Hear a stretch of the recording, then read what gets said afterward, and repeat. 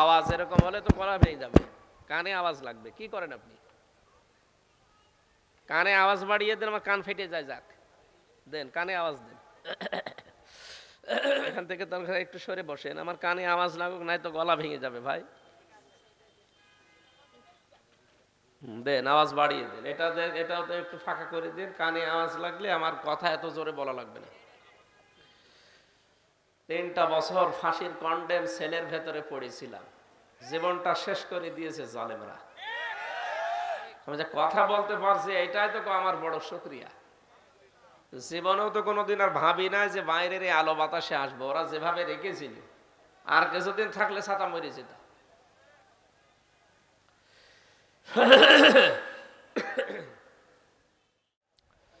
কুমিল্লা জেলার দেবিদ্বার থানার অন্তর্গত মোহনপুর ঐতিহ্যবাহী মোহনপুর উচ্চ বিদ্যালয় ময়দানে পবিত্র ঘর মসজিদের পুনর্নির্মাণ উপলক্ষে তাফসিরুল কোরআন মাহফিলের স্বনামধন্য সভাপতি জনাব কাজী আলমগীর হোসেন দামাত বারকাতুহুমুল আলিয়া, মাহফিলের সম্মানিত মুফাসসিরিন ইকরাম, বিশেষ করে মাজলুম আলেম দ্বীন শাইখুল হাদিস মুফতি জসিমউদ্দিন রহমানী ঢাকা, আমার পরে আলোচনা রাখবেন মাওলানা কারি আব্দুল্লাহ আল আমিন ঢাকা। এতক্ষণ যারা কথা বললেন, মাওলানা মুফতি আমিনুল ইসলাম, মাওলানা হুসাইন মাহফুজ, মাওলানা হিফজুর রহমান নাইম, মাওলানা আব্দুল হক কারি, মাহবুবুর রহমান সরকার, মাওলানা শফিকুল ইসলাম, মাওলানা মনিরুল হক। বিশেষ আকর্ষণ হিসাবে আপনাদের কাছে মনে হয় মাগরিবের পরে সুরের জগতে মাতিয়ে রাখবেন শিল্পী রকনুজ্জামান, আমাদের খুলনা বিভাগের কৃতি সন্তান। এতক্ষণ যিনি আপনাদেরকে ইসলামী সঙ্গীত দিয়ে মাতিয়ে রেখেছিলেন, আমাদের খুলনা বিভাগের কৃতি সন্তান শিল্পী কবির বিন সামাদ। এরপরে মনে হয় এখানে কথা বলবেন আরও শিল্পী জাফর খান, শিল্পী ইলিয়াস আহমেদ, কারি সুফিয়ান মাক্কি, অন্যান্য ওলামা ইকরাম। সৌজন্যে যিনি আছেন মোহাম্মদ বিন আবদুল্লাহ। কোরআনওয়ালা যারা, এরাই আল্লাহর পরিবারভুক্ত এবং এরা খাস লোক। সুতরাং এই পৃথিবীতে এখন 850 কোটির উপরে মানুষ আমরা আছি, মাত্র 210 কোটি মুসলিম। এর ভেতরে সবচাইতে বেশি আল্লাহর কাছে প্রিয় এবং খাস হচ্ছে যাদের কাছে কোরআন আছে। বাংলাদেশে 96% মুসলমান। জরিপ চালালে দেখবেন এই দেশে মাত্র 100 জনের 5 জন মানুষ কোরআন শরীফ পড়তে পারে। রিপোর্ট খুব ভালো রিপোর্ট নাকি? না, এটা তো পড়ার বিষয় গেল। বুঝতে হলে দেখবেন একজনের মাত্র 100 জনের, এই 5 জনের ভেতরে মাত্র 1 জন পড়ে শুদ্ধ করে আর বোঝে শুদ্ধ করে। এই হিসাব নিকাশ করলে দেখা যাচ্ছে যে এই দেশে 96% মুসলমান দাবি করে যদি অবস্থা এই হয়, যে সমস্ত দেশে মুসলিম মাত্র 2 ভাগ, 3 ভাগ, 4 ভাগ, 5 ভাগ, আপনি হিসাব করে দেখেন তাদের অবস্থা কোথায়। এই জন্য এর সাথে আমাদের সম্পর্ক আরো বাড়ানোর জন্য আহ্বান জানাচ্ছি। এটা দরকার। পৃথিবীতে উপরে উঠতে হলে কোরআন বাদ দিয়ে উঠতে পারবেন না। তাহা মা আনজালনা আলাইকাল কোরআন লিতাশকা, হে নবী, আপনাকে আমি কোরআন এই জন্য দেইনি যে আপনি নিচে পড়ে থাকবেন, তাশকার জন্য দেইনি যে আপনি লাঞ্ছিত অপমানিত হবেন, না খেয়ে থাকবেন, না, এটাকে দিয়েছি আপনাকে উপরে ওঠার জন্যে। সুতরাং এইটা যদি আমাদের কাছে থাকে আর যেভাবে থাকা দরকার ওইভাবে থাকে, আল্লাহর কথা 100 ভাগ সত্য হবে এবং আমরা উপরে উঠতে পারবো ইনশাআল্লাহ। সত্য কথা বলছি, আমরা আজ উপরে উঠতে পারছি না, তার মূল কারণই এইটা। তারাকতু ফীকুম আমরাইনি লান তাদিল্লু মা তামাসসাকতুম বিহিমা কিতাবাল্লাহ ওয়া সুন্নাতু রাসূলিহি ইলা আখিরিল হাদিস। বিদায় হজের ভাষণের দিন নবীজির শেষ কথা এটা ছিল যে আমি তোমাদের কাছে 2টা জিনিস রেখে গেলাম, একটা আল্লাহর কোরআন আর একটা আমার সুন্নাহ। যদি আঁকড়িয়ে ধরতে পারো লান তাদিল্লু, কখনো পথভ্রষ্ট হবে না। হাদিসের ভাষায় আমরা একটা কথা পেয়েছি, মাড়ির দাঁতের কথা আছে। যদি কোনো সম্প্রদায়, কোনো জাতি আল্লাহর কোরআনকে মাড়ির দাঁতের কথা বললেন কেন? এই সামনের দাঁত, এর পাশের দাঁত, মাড়ির দাঁত, মাড়ির দাঁত দিয়ে কোনো মানুষ কিছু ধরলে সেটা শক্ত করে ধরে।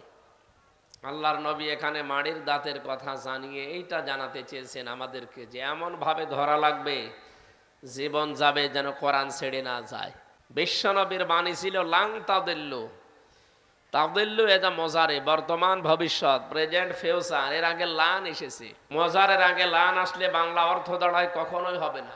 বিশ্বনবী গ্যারান্টি দিচ্ছেন, যার জীবনে একটা মিথ্যা কথা পাওয়া যায়নি, জীবনে যা বলেছেন প্রতিটি কথা সত্য হয়েছে এবং কিয়ামত পর্যন্ত সত্য হবে ইনশাআল্লাহ। কি আমার কথা বিশ্বাস হচ্ছে না? উনি যা যা বলেছেন সব সত্য হয়েছে এবং যা বলেছেন কিয়ামত পর্যন্ত সত্য হবে। এই কারণে আমরা যদি এই কথাটা মেনে নিতে পারতাম, কখনো আমাদেরকে না খেয়ে থাকা লাগতো না, লাঞ্ছিত অপমানিত হওয়া লাগতো না, নিচে পড়ে থাকা লাগতো না, আমরা উপরে উঠতে পারতাম। এক নম্বরে আল্লাহর কিতাব। কিতাব আল্লাহ বলা হয় আল্লাহর কিতাবকে, কোরআনে কারিম, যেটা আমরা জানি। 2 নম্বরে ওয়াসুন্নাতু রাসূলিহি, আমার আদর্শ। কিছু মানুষ এখন নতুন করে বের হয় যারা বলেন যে আমরা শুধু হাদিস মানি, আহলে হাদিস। না, এই শব্দটা ঠিক নয়। আপনাকে বলা লাগবে আমরা আহলে সুন্নাত ওয়াল জামাত। নবীজি হাদিস রেখে গেলাম, এ কথা এ হাদিসের ভাষায় পাইনি আমরা। তিনি যে বলতেন আমি হাদিস রেখে গেলাম, পৃথিবীতে এমন কিছু কাজ আছে শুধু হাদিস মানলে আপনি করতে পারবেন না। কথা বোঝেন আমার? দাঁড়িয়ে প্রসাব করা জায়েজ আছে না? মানে এমন কোন জায়গা যেখানে বসতে গেলে না পাক লেগে যাবে, এমন কোন জায়গা যেখানে বসতে পারবেন না। এ পর্যন্ত মনে করেন আপনি পানির ভেতরে ডুবে আছেন, চারিদিকে শুধু এই থই থই পানি, এখন প্রসাব লেগেছে, বসে করবেন? বসে প্রসাব করতে গেলে আপনার জীবন থাকবে? সুতরাং এই সমস্ত জায়গাগুলোতে যদি বলেন না আমি হাদিস মানবো, আমি হাদিস ছাড়া কিছু মানি না, আমি আহলে হাদিস, আমি শুধু সহি হাদিস মেনে চলি, আপনি তো মরবেন। আমি আপনাকে ছোট করার জন্য না, বাস্তবতা এইটা। কারা এগুলো করেছেন আমি জানি না। আমাদের বাস্তবতা যেটা বলে, নবীজি যা বলেছেন এর বাইরে গেলে আপনি বাঁচতেও পারবেন না। আগুন দিয়ে পোড়ানো কোনো জিনিস যদি কেউ খায় তার অজু ভেঙে যায়, এটা হাদিস, এটা সহি হাদিস। এটা যদি কেউ এখন মানতে যায়, এই যে আমি এখন চা খালাম, আমি আগুন দিয়ে না, নাকি আগুন ছাড়া চা হবে? আগুন দিয়ে পোড়ানো জিনিস আমি খেলাম, আমার অজু আছে? এরকম প্রায় 85টার উপরে আমার জানা আছে। শুধু হাদিস মানলে আপনি পারবেন না। এই জন্য নবীজি বলেছেন কিতাব আল্লাহ ওয়াল সুন্নাতু রাসূলিহি, আমার আদর্শ রাখলাম, আপনি হাদিস রেখে গেলাম উনি বলেননি। এই জন্যে বিশ্ব নবীর সুন্নাহ যেখানে যেখানে আছে এটাকে আপনাকে আঁকড়িয়ে ধরা লাগবে, একেবারে পরিবার থেকে শুরু করে আন্তর্জাতিক জীবন পর্যন্ত। তাহলে আমরা পথভ্রষ্ট হব না, না খেয়ে থাকবো না, জীবনে উপরে উঠতে পারবো। যারা যারা এগুলো মেনে নিয়েছে তাদেরকে আল্লাহ উপরে তোলে, যারা মেনে নিতে পারে না আল্লাহ তাদেরকে আরো নামিয়ে দেয়। এই জন্য এই যে রেকর্ড হচ্ছে, কয়েকজন মানুষ আমার সামনে বসে আছে তা না, আমি এগুলো বলছি এই কারণে, কারণ এটা তামাম দুনিয়া ছড়াচ্ছে। যারাই শুনতে পাচ্ছেন আপনারা ভ্রান্ত ধারণায় আর থাকবেন না। বিশ্বনবী মুহাম্মদুর রাসূলুল্লাহকে এই পৃথিবীতে একমাত্র মডেল করে, আদর্শ করে আল্লাহ পাঠিয়েছেন। আমি সত্য কথা বলছি এই কারণে, কারণ আমাদের যেন বোধগম্য হয়, আমাদের হুঁশ যেন ফিরে আসে। পুরা কোরআন শরীফ পড়তে গেলে যেই 29টা অক্ষরের প্রয়োজন হয়, কয়টা অক্ষর লাগে? 29টা অক্ষর বাদ দিয়ে কোরআন শরীফ পড়তে পারবেন? পারবেন না। প্রতিটি অক্ষরে মুহাম্মদুর রাসূলুল্লাহ সাল্লাল্লাহু আলাইহি সাল্লামের পরিচয় আল্লাহ তুলে ধরেছেন। রব্বুল আলামিন বলেন, আলিফ দিয়ে আমার নবীর নাম আমি দিয়েছি আহমাদ, ইয়াতি মিন বা'দি ইসমুহু আহমাদ। হযরত ঈসা আলাইহিস সালাম তিনি ইন্তেকালের আগে জানিয়েছেন, তিনি ইন্তেকাল করেননি, তাকে আল্লাহ তুলে নিয়েছেন। তার বিদায়ের আগে তিনি জানিয়ে গেছেন যে আমার পরে একজন নবী আসবে, তার নাম আহমাদ, প্রশংসিত। বা দিয়ে আল্লাহ জানিয়েছেন আমার নবী বাশির, তিনি সুসংবাদদাতা। তা দিয়ে জানিয়েছেন আমার নবী মুত্তাকি, তিনি পরহেজগার। সা দিয়ে জানিয়েছেন আমার নবী মুদ্দাসির, তিনি কম্বলওয়ালা, চাদরওয়ালা। জিম দিয়ে আল্লাহ জানিয়েছেন আমার নবী জামিল, তিনি সুন্দর। হা দিয়ে তিনি জানিয়েছেন আমার নবী হামিম, তিনি অন্তরঙ্গ বন্ধু। খ দিয়ে আল্লাহ জানিয়েছেন আমার নবী খাতামান নাবিয়্যিন, তিনি সর্বশেষ নবী। আপনি এভাবে পড়তে পড়তে সর্বশেষ অক্ষরে যান, দেখবেন সেই ইয়া দিয়ে আল্লাহ আমার নবীকেই ডাক দিয়েছেন ইয়াসিন। ইয়া মানে হরফে নেদা, হে, সিন মানে সাজ্জেদ, সিন মানে নেতা। আল্লাহ বলেন হে নেতা। তাফসিরে কাবির থেকে বলছে, যারা কোরআন বোঝেন তাদেরকে জিজ্ঞাসা করেন। পরবর্তীতে ফখরুদ্দিন রাজি রহমতুল্লাহ আলাইহি তিনি লিখেছেন, সিন মানে সাজ্জেদুল আলামিন, সিন মানে সাজ্জেদুল বাশার, সিন মানে সাজ্জেদুল কাউনাইন, সিন মানে সাজ্জেদুল আম্বিয়া, সিন মানে সাজ্জেদুল মুরসালিন। বলেন আল্লাহু আকবার। প্রতিটি শব্দের ভেতরে লক্ষ লক্ষ কথা লুকিয়ে আছে। আওয়াজ এরকম হলে তো পড়া ভেঙে যাবে, কানে আওয়াজ লাগবে। কি করেন আপনি? কানে আওয়াজ বাড়িয়ে দেন, আমার কান ফেটে যায়। যাক, দেন কানে আওয়াজ দেন।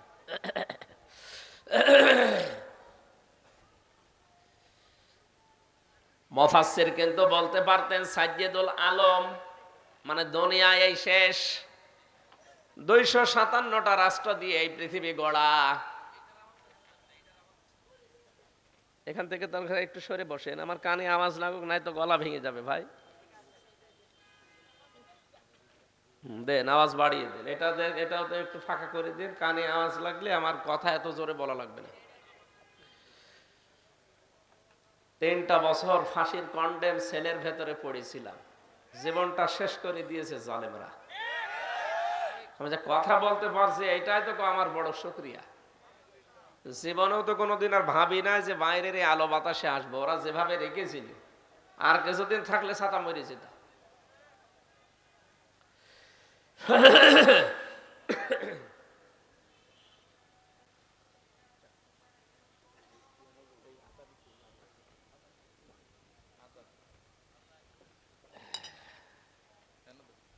ঠিক আছে বসেন, আপনার কিছু লাগবে না, বসেন।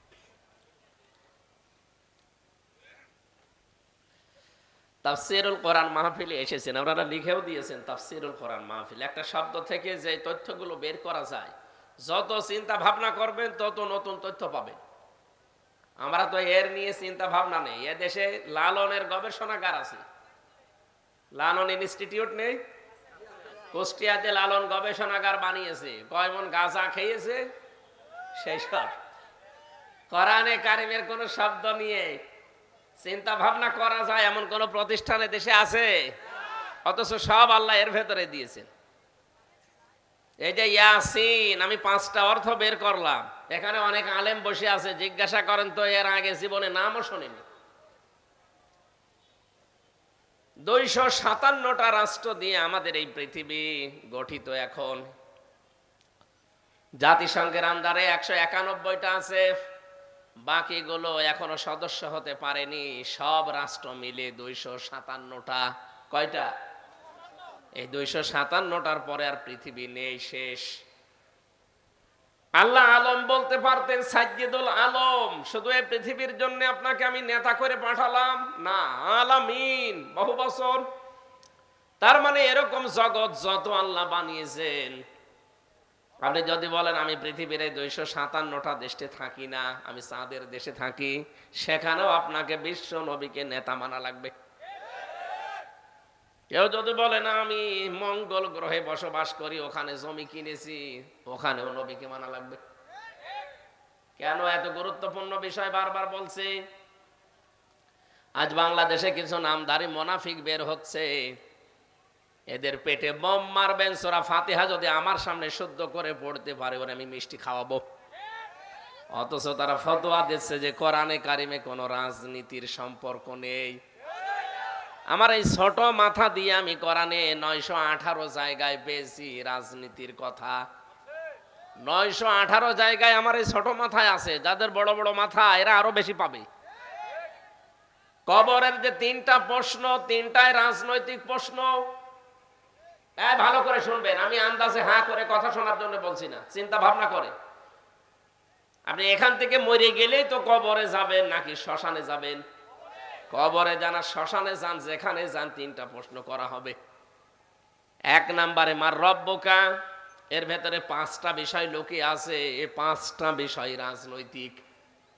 আমাদেরকে পৃথিবীতে আল্লাহ বানিয়েছে এই রাজনীতি করার জন্যে। ইন্নী জাইলুন ফিল আরদি খলিফা, অবশ্যই আমি পৃথিবীতে খলিফা পাঠাতে চাই। আল্লাহ কি বলেছিলেন যে আমি মানুষ পাঠাতে চাই? না, বলেননি।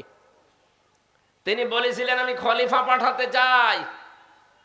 ও বাংলার জনগণ, বলেন তো এই আয়াতের ভেতরে আল্লাহ কিন্তু ইন্নী, অবশ্যই আমি, জাইলুন ফিল আরদি, আমি পাঠাতে চাই জমিনে। আল্লাহ এখানে বলতে পারতেন না ফিল কি? ফিল কি? আমরা যেখানে থাকি আজ বাংলাদেশে তো খলিফা পাওয়া যায় না জমিনে, পাওয়া যায় খানকায়। আরে কুমিল্লা, ব্রাহ্মণবাড়িয়া এগুলো আরো বেশি। কত খানকা খুলে বসে আছে, নতুন নতুন খানকা, সেখান থেকে খলিফা বের হয়। আমি অমক দরবারের খলিফা। তোরা কি আল্লাহ দরবারে পাঠিয়েছে? তাহলে ইন্নী জাইলুন ফিল খানকা দিত, ইন্নী জাইলুন ফিল মাসাজিদি খলিফা, ইন্নী জাইলুন ফিল মাদারিসি খলিফা, আমি মসজিদে মাদ্রাসায় খলিফা পাঠাতে চাই। এই কথা আল্লাহ বলতে পারতেন। কি বলেছে? আপনি ওইসব জায়গায় কি করেন সব সময়? আপনাকে তো জমিনে থাকা লাগবে। ইন্নী জাইলুন ফিল আরদি, আমি জমিনে খলিফা পাঠাবো। জমিনে আমরা খলিফা আল্লাহর যারা দাবি করছি তারা নেই, এই জন্যই তো জালেমরা জমিন ফাঁকা পেয়েছে। কথা কি বোঝেন নাকি আন্দাজে ঠিক বলেন? সত্য সত্যই যদি আমরা জমিনে থাকতে পারতাম, জালেমরা জমিনে ফাঁকা পেত না, যা মনে চায় তাই করতে পারতো না। আপনি আজকে লুৎফুজ্জামান বাবরের বক্তব্য দেখেছেন সকালবেলা। 17 বছর লোকটা জেল খেটে বের হয়েছে, পুরাটা পরিবর্তন হয়ে গেছে। আমি ছিলাম ওনার সাথে, পাশের ছেলে, বহুদিন ওনার কাছে কাটিয়েছি। লোকটার আগে কি আজান হচ্ছে, আমি ক্লাসের আকারে কথা বলি তো। আমার বিশ্ববিদ্যালয়ে যেভাবে ক্লাস পেয়েছি, আমি যে কোনো বিষয়ে কথা বললে 40-45 মিনিট ক্লাস নেই, যেন অন্তত যারা বসে আছে 1 ঘন্টার ভেতর একটা 10টা শিক্ষা নিয়ে বাড়ি যেতে পারে। ওই যে ওয়াজ করে যারা কানে হাত দিয়ে, 2.5 ঘন্টা হযরতে মুসা নবীর কাহিনী বলছে, ও নিজেও বোঝে না, যারা শুনে ওরাও বোঝে না। তো ওটা বললে আমি করবো কি? এই জন্য আমি 10 মিনিট বলি, অন্তত 10 মিনিটই আমার করণীয় কি বর্জনীয় কি এটা যেন আমার জানা যায়। আমরা হচ্ছে খলিফা আল্লাহর। কার? আমরা কি কোনো পীরের খলিফা? বলেন তো কোরআন হাদিসে কোন জায়গায় পীরের খলিফা এ কথা আছে? আমরা খলিফা আল্লাহর, খলিফা রাসূলুল্লাহর। এই পৃথিবীতে আল্লাহ আমাদের খলিফা করে পাঠিয়েছেন মসজিদে, মাদ্রাসায়, খানকায়, দরবারে, মাজারে। কোথায়? জমিনে। কোথায়? আপনি নিজের কাছে প্রশ্ন করে বলেন, জমিনে আছেন আপনি? জমিনে থাকতে হলে জমিনে থানা আছে, থানা নেই জমিনে? আদালত আছে, শিক্ষা আছে, চিকিৎসা আছে, সব জায়গা তো জালেমদের দখলে। আপনি কোথায় আছেন? আপনি যে বলেন যে ছেলে মেয়েকে ডাক্তার বানানোর দরকার নেই, ছেলে মেয়েকে ইঞ্জিনিয়ার বানানোর দরকার নেই, বিশ্ববিদ্যালয়ের শিক্ষক দরকার নেই, ওগুলো সব জালেমরা বানাক। তো ওগুলো বানিয়েছে জালেমরা, এই কারণেই তো সব জায়গায় দুর্নীতি। আজ বাংলাদেশে চিকিৎসা বিভাগ দুর্নীতি মুক্ত হয় না কেন? ডাক্তারগুলো আজ যদি আমরা ডাক্তার শাহিন জাদ্দারের মতো বানাতে পারতাম, বরিশালের, খুলনার ডাক্তার মতিয়ার রহমানের মতো বানাতে পারতাম, ডক্টরগুলো ডক্টর ফয়জুল হক সিলেট বিশ্ববিদ্যালয় এরকম ডক্টর উপহার দিতে পারতাম, ডক্টর নাসির উদ্দিন মিজি এরকম ডক্টর যদি বানাতে পারতাম বিশ্ববিদ্যালয়ে, শিক্ষা ব্যবস্থা পরিবর্তন করে ফেলতাম। সবগুলো বসে আছে জালেমদের সন্তানরা, ওরা যা ওদের ছেলে মেয়েও তা। এই জন্য তো জায়গাগুলো দুর্নীতি মুক্ত হয় না। আর এই যে কুমিল্লা না, এটা এর পাশের জেলা চাঁদপুরের এক মহিলা, আমি মাঝে মাঝে মামলার হাজিরা দিতে যাই, তো দেখা হয় আল্লাহর ওলির সাথে, ফিটনেস বিহীন বিএনপি, লাইসেন্স বিহীন জামাত, ঘোষণা দিত না। এখন তার নিজেরই ফিটনেস নেই আর লাইসেন্স তো নেই। ওই জায়গাগুলো আজ যদি সত্যি আমরা এরকম মানুষগুলো পাঠাতে পারতাম, সত্যি আমরা খলিফার দায়িত্ব যদি বুঝে নিয়ে পালন করতে পারতাম, এই পৃথিবীটা মিনি জান্নাত হয়ে যেত। এমনকি বাংলাদেশটা আমরা মিনি জান্নাত বানিয়ে ফেলতে পারতাম, সেটা পারি নাই। কারণ যেখানে যাওয়া দরকার আমরা ওই জায়গায় যাই না। আমরা মসজিদে খানকায় বসে হো হো করছি, অথচ হু হু যারা করি এইটাও যদি শুদ্ধভাবে করতাম তাও তো হইতো। কুমিল্লা ব্রাহ্মণবাড়িয়ায় কত নতুন নতুন জিকির আবিষ্কার করে। এই যে আল্লাহর ওলি আপনারা পেয়েছেন তাহেরি ভাইকে, ইয়ালি বাবা, শাহ আলী বাবা, কেল্লা বাবা, ফতে বাবা, নতুন নতুন নাম দিয়ে জিকির বানিয়ে আপনাদের করতে দেয়। আর মানুষও দেশে পাগল। কি খান আপনারা? হ্যাঁ, ভাত খান না? অন্তত মাথায় যদি মগজ কিছু নাও থাকে তাও তো এরকম ভণ্ডামি জিকির করা ঠিক না। কোরআনের কাছে বারবার আসতে বলছিলাম এই কারণে। সূরা ফুরকান পড়বেন, সূরা ফুরকান 19 নাম্বার পারা 4 নাম্বার পৃষ্ঠার 13 নাম্বার লাইনের 68 নাম্বার আয়াতের প্রথম অংশে পাবেন। তাফসিরে ফি জিলালিল কোরআন সাজ্জাদ কুতুব রাহমাতুল্লাহ আলাইহি লিখেছেন, ওয়াল্লাযীনা লা ইয়াদউনা মা'আল্লাহি ইলাহান আখার। রব্বুল আলামিন বলেন, রহমানের বান্দা যারা, আমি আল্লাহর বান্দা যারা দাবি করবে তাদের 13টা গুণ দুনিয়ায় তৈরি হবে। তার প্রথম নাম্বারে গুণগুলো কয়েকটা আল্লাহ দেওয়ার পরে এইটা জানিয়েছেন যে আল্লাহ ছাড়া তারা অন্য কাউকে নাম ধরে ডাকবে না। আল্লাহকে ডাকে, এর পাশাপাশি যারা অন্য কাউকে তার সাথে জুড়ে দেয়, আল্লাহ বলেন তাদের শাস্তি আমি দুনিয়ায় ডবল দেব। অথচ বাংলাদেশে এইটা বেশি হচ্ছে। বিশ্বের বহু দেশ, আল্লাহ আমার এই ছোট বয়সে, আমি আকিস গ্রুপের খতিব এই হিসাবে আল্লাহ নিয়ে গেছে ওদের মাধ্যমে, আমি দেখেছি বিশ্বের বহু দেশে যে কোনো দেশে এই বাংলাদেশের মতো ভণ্ডামি জিকির চলে না। এদেশে মানুষ জিকির করছে কিছুক্ষণ আল্লাহর নামে, এরপরে কেল্লা বাবা, ফতে বাবা কোথায় আছে? আপনি কোথায় পেলেন? যেখানে রাসূলুল্লাহর নামে জিকির করা জায়েজ নেই, আছে না?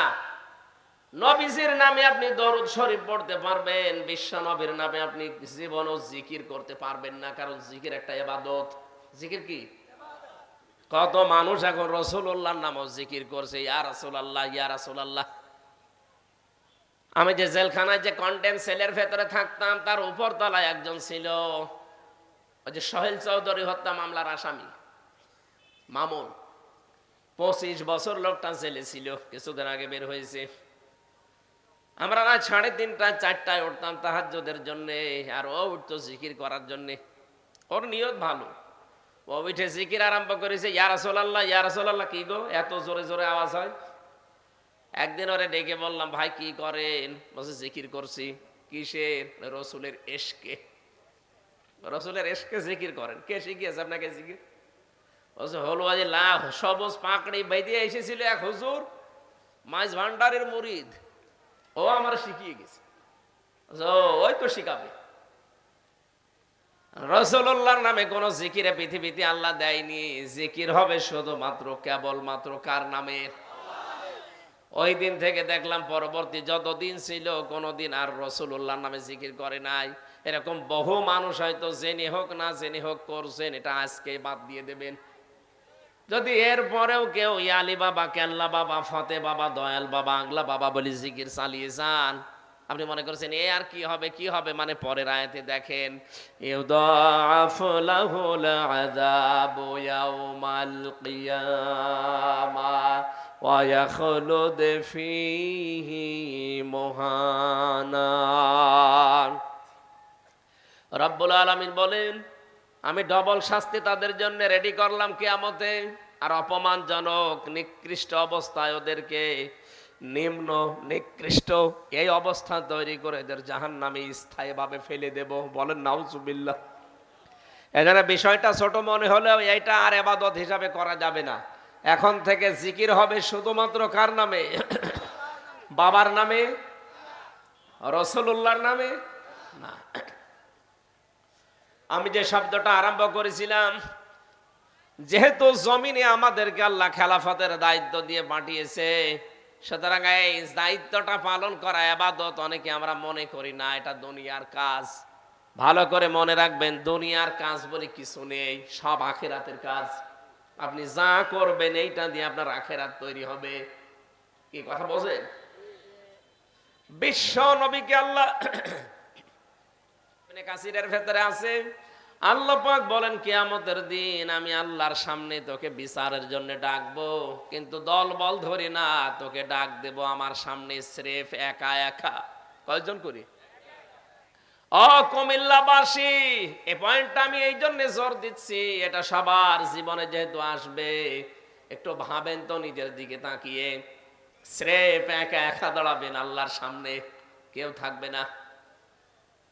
নবীজি আয়াতের ব্যাখ্যায় হাদিসে এনেছেন, মা তাজালু কাদামা বানি আদম আবদি ইয়াউমাল কিয়ামাতি হাত্তা ইসালান খামসিন আন উমরিহি ফিমা আফনা ওয়া আন শাবাবিহি ফিমা আবলা ওয়া আম্মালিহি মিন আইনা ইকতাসাবাহু ওয়া ফিমা আনফাকাহু ওয়া আন ইলমিহি মাযা আমিলা ফি। মুত্তাফাকুন আলাই। বুখারী মুসলিম শরীফে যৌথ হাদিস এটা। আল্লাহর নবী বলেন কিয়ামতের দিন আল্লাহ প্রতিটি মানুষকে প্রথমেই, এই যে যেমন ম্যাজিস্ট্রেট কোর্ট থেকে শুরু হয়, ওখানে আল্লাহ প্রথমেই নিজের সামনে দাঁড় করাবে আপনাকে, আমাকে একা একা দাঁড় করিয়ে জিজ্ঞাসা করবে প্রথমে 5টা প্রশ্ন। জান উমরিহি ফিমা আফনা, একটা জীবন দিয়েছিলাম তোরে, আমার এখন 33 বছর বয়স, হয়তো এনার বয়স 55-60 বছর, এভাবে যার যে বয়স ওই হায়াতটা তাকে জিজ্ঞাসা করবে। হায়াত আপনার শুরু হয়েছে কিন্তু যেদিন স্বপ্ন দোষ হয়েছে আপনার ওই দিন থেকে। কথা বুঝতেছেন? তার মানে যেদিন বালেগ হয়েছেন ওই দিন থেকে আপনার হিসাব শুরু। এর আগে যাই করেছেন ওগুলোর হিসাব আল্লাহ নেবেন না, শিশুকালের হিসাবে জন্য দেওয়া লাগবে না। যেদিন থেকে বালেগ হয়ে গেলেন ওই দিন থেকে যেদিন আজরাইল না আসে এই দিন পর্যন্ত, আমার যদি 33 বছর হয়, আমার হয়তো 13-14 বছর বাদ দেন, বাকি যেটা থাকে 20 বছর, এই 20 বছরের হিসাব আমি এখন মারা গেলে আল্লাহর সামনে পুরাটা দেওয়া লাগবে, 1 সেকেন্ডও বাদ যাবে না। এরপরও মাঝে মাঝে একা থাকলে আমার মনে হয় আল্লাহ পাক যদি আমি এখনই মারা যাই, যদি জিজ্ঞাসা করে হামজা 2024 সালের 31শে অক্টোবর ডিসেম্বর পর্যন্ত তোরে মাফ করে দিলাম, যা, হিসাব দেওয়া লাগবে না, শুধু জানুয়ারির 1 থেকে 24 এই 24 দিনের হিসাব দিয়ে জান্নাতে চলে যা। আমার যা জীবন, আমার তো মনে হয় এই 24 দিনের হিসাব দেওয়াও সম্ভব না। আপনারা পারবেন? এটা অত সহজ জিনিস, দুদুকে ধরলেই মানুষ পাগল হয়ে যায়, তাও তো কত ফাঁক ফকড় আছে, কত কিছু দিয়ে উল্টা পাল্টা করে বেঁচে যাওয়া যায়। আল্লাহ পাক বলেন আমি আল্লাহ আর ধরায় কোনো ফাঁক ফকড়, পোড়াটা জবাব দেবেন একেবারে পঙ্খানো পঙ্খানো।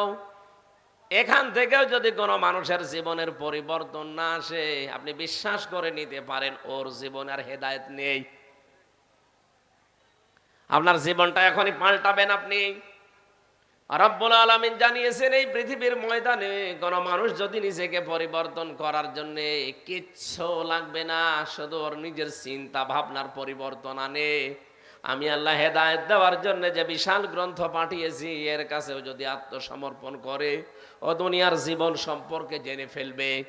পৃথিবীর এই জমিনটা কিন্তু কারো জন্য না, আপনি যতই আঁকড়িয়ে ধরতে যান তত আপনাকে ছেড়ে দেবে। নবীজি আমি যে আয়াত পড়েছিলাম সূরা শুরার 20 নম্বর আয়াত, এখানে একটা উদাহরণ দিয়েছেন, মান কানা ইউরিদু হারসাল আখিরাতি নাজিদ লাহু ফি হারসি ওয়া মান কানা ইউরিদু হারসাদ দুনিয়া নুতিহি মিনহা ওয়া মা লাহু ফিল আখিরাতি মিন নাসিব। রব্বুল আলামিন বলেন কেউ যদি দুনিয়া, কেউ যদি আখিরাতের ফসল কামনা করে, আমি আল্লাহ তারে ওইটা বৃদ্ধি করতেই থাকি। এই ভালো করে খেয়াল করেন, আপনি যদি আখিরাতের কামনা করেন, দিন যত যাবে আমার আল্লাহ এটা বৃদ্ধি করতেই থাকবে। তাহলে দুনিয়ার প্রথম যেই লোকটা এই পৃথিবীতে এসেছিল, উনি যদি আখিরাতের কামনাকারী হয়, দিন যত যাবে তার সওয়াব, তার নেকি, তার মর্যাদা বাড়তেই থাকবে। অমাঙ্কান হারসাদ দুনিয়া, কেউ যদি দুনিয়া চায় শুধু, নতিহি মিনহা, তাকে শুধু অতটুকুই দেওয়া হবে। ওমা লাহু ফিল আখিরাতি মিন নাসিব, আখিরাতে তার জন্য কোনো অংশ আমি আল্লাহর বাকি রাখি না। এখানে আমি দুইটা উদাহরণ পেয়েছি তাফসিরে ইবনে কাসিরে। হযরত আদম আলাইহিস সালামের দুই সন্তানের উদাহরণ দেওয়া আছে, হাবিল আর কাবিলের। তারা একজন ছিল নির্যাতিত আর একজন ছিল জালেম। হাবিল যেই জুলুমটা করেছিল, কাবিল যেই জুলুমটা করেছিল হাবিলের উপরে, রব্বুল আলামিন ওটা তেলাওয়াত করে আমাদেরকে আবার সূরা মায়েদার 27 নম্বর আয়াতে শুনিয়েছেন, অতলু আলাইহিম নাবা আবনাই আদামা বিল হক ইদ করবা কুরবানান ফাতুকবিলা মিন আহাদিহিমা ওয়ালাম ইউতাকাব্বাল মিনাল আখার قال لأقتلنك قال إنما يتقبل الله من المتقين سبحان الله। আমার ঘটনা বলা উদ্দেশ্য না, এখান থেকে শিক্ষা একটা বের করার উদ্দেশ্য। হযরতে আদমের এই দুইজন সন্তানের কাহিনী আল্লাহ আমাদেরকে যথাযথভাবে শোনাতে জানিয়েছেন। আহ্বান নবীকে, হে নবী আপনি শোনান কি আছে এর ভেতরে। এই যে এক ভাই আর এক ভাইকে যে প্রথম হত্যা করেছিল, এই দুনিয়ায় প্রথম হত্যাকাণ্ড সংগঠিত হয় হাবিলের মাধ্যমে কাবিলের মাধ্যমে হাবিলকে। এই জন্য কিয়ামতের দিন আল্লাহ যেদিন বিচার ব্যবস্থা আরম্ভ করবেন, সর্বপ্রথম বিচার শুরু হবে হত্যার। কিসের? ওই দিন থেকে আজকের এই দিন পর্যন্ত, এখান থেকে কিয়ামত পর্যন্ত যত হত্যা দুনিয়ায় সংগঠিত হবে তার একটা পার্সেন্টেজ ওই কাবিলের আমলনামায় যেতেই থাকবে। যেহেতু আর একটা সন্তান যাকে হত্যা করা হয়েছিল তার নাম হাবিল, এর কিছু করার ছিল না। সে বলেছিল আমারও হাত আল্লাহ দিয়েছে, আপনার মতো আমারও দুইটা চোখ আছে, আমিও ইচ্ছা করলে উল্টা অ্যাকশন আপনার উপরে নিতে পারি। কিন্তু না, এর পরবর্তীতে আল্লাহ ব্যাখ্যা দিয়ে জানিয়েছেন যে আমি যদি দুই হাত প্রসারিত করি আপনাকে কিছু করার জন্য আমি কিন্তু পারি, কিন্তু না আমি করব না।